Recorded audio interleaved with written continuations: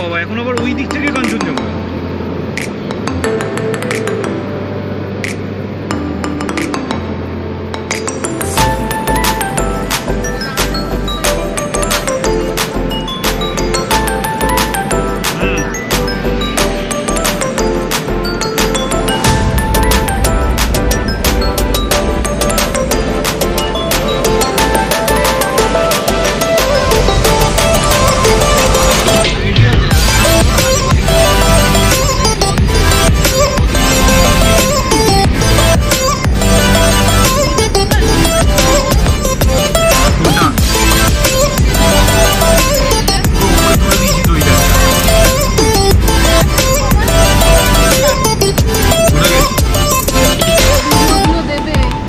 একদম একজনকে কিন্তু ভালো করে ইউটিউবে ব্লগ করতে হবে,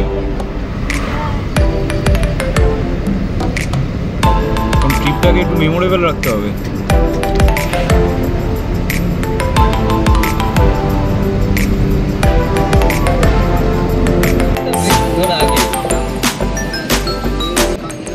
আমরা এখন গাজলডোবার পথে, শিলিগুড়ি থেকে 9:30টার সময় আমরা যাত্রা শুরু করেছি।